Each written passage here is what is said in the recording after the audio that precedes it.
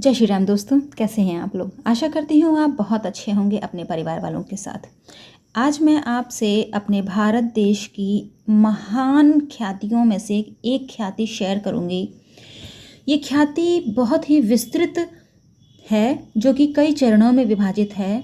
मैं इसका हर चरण आपके साथ शेयर करूँगी, जिसका शीर्षक दिया गया है कि राजा गोपाल सिंह का भगवान में अद्भुत विश्वास और पूर्वजों का संक्षिप्त परिचय। तो चलिए देरी न करते हुए हम शुरू करते हैं। कहने से पहले मैं आपसे ये कहना चाहूँगी कि अगर ये कहानी, ये ख्याति, ये उपलब्धि आपको अच्छी लगे तो लाइक, शेयर और कमेंट करना बिल्कुल मत भूलिएगा। तो चलिए शुरू करते हैं। एक क्षत्रिय युवक अपनी पत्नी को साथ लेकर श्री जगन्नाथ जी के दर्शनार्थ पुरी जा रहे थे। पत्नी गर्भवती थी। उस समय मोटर, रेलगाड़ी आदि सवारियां थीं नहीं, अतः वे धीरे धीरे पैदल ही यात्रा कर रहे थे। रात्रि के समय जब वे कौतुलपुर थाना के अधीन लाऊ ग्राम में पहुँचे, तब वहाँ उन्होंने विश्राम करने के लिए एक गृहस्थ का दरवाज़ा खटखटाया।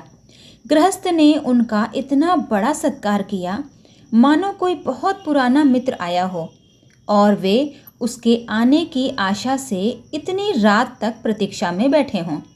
उसी रात्रि में क्षत्रिय युवक की पत्नी ने एक सुंदर पुत्र उत्पन्न किया। यही शिशु आगे चलकर मल्ल राज्य का आदि संस्थापक हुआ। इसी से इसे आदि मल्ल कहते थे। आदि मल्ल ने जिनके घर जन्म ग्रहण किया वे भी क्षत्रिय थे। उनकी उपाधि थी मल्ल, इसलिए इन राजाओं की उपाधि मल्ल और इनके राज्य का नाम मल्लभूमि हुआ। इस शिशु के जन्म के 3 दिन बाद ही इसके पिता जगन्नाथपुरी चले गए और उन्होंने वहीं शरीर त्याग दिया।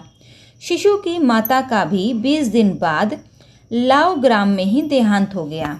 अतः लाऊ ग्राम के उस आश्रयदाता दंपत्ति ने ही शिशु का पालन पोषण किया। उसका नाम रखा गया रघुनाथ। रघुनाथ के पालक पिता की आर्थिक अवस्था अच्छी नहीं थी, इसलिए रघुनाथ बालक अवस्था में ही गांव के पंडित मनोहर पंचानन की पाठशाला में पढ़ने चला गया और वेतन के बदले उनकी गाय चराने लगा। रघुनाथ की बुद्धि तीव्र थी। यह देखकर सभी कहते थे कि यह लड़का होनहार होगा। थोड़े ही दिनों में उसने पाठशाला की पढ़ाई समाप्त कर ली।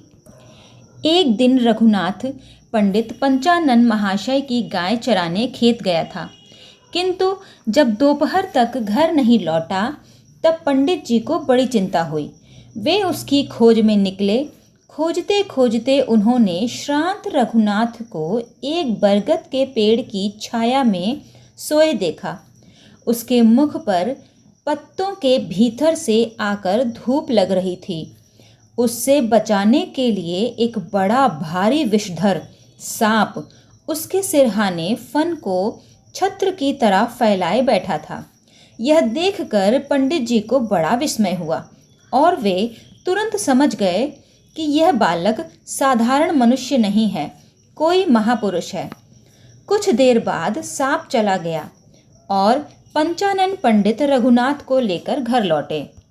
कुछ समय बाद लाऊ ग्राम के राजा की मृत्यु के अनंतर ये रघुनाथ ही वहाँ के राजा बनाए गए। तब से मल्ल राज्य का आरंभ हुआ। रघुनाथ के मरने पर उनके पुत्र जयमल्ल राजा हुए।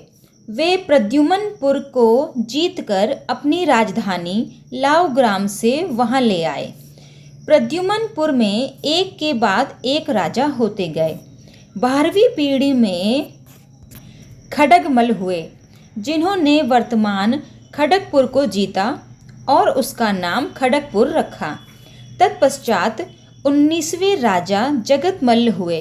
उन्होंने पास के वन में नई राजधानी स्थापित की। अपने कुल देवता के नाम पर उसका नाम विष्णुपुर रखा गया और वे वहीं आकर रहने लगे।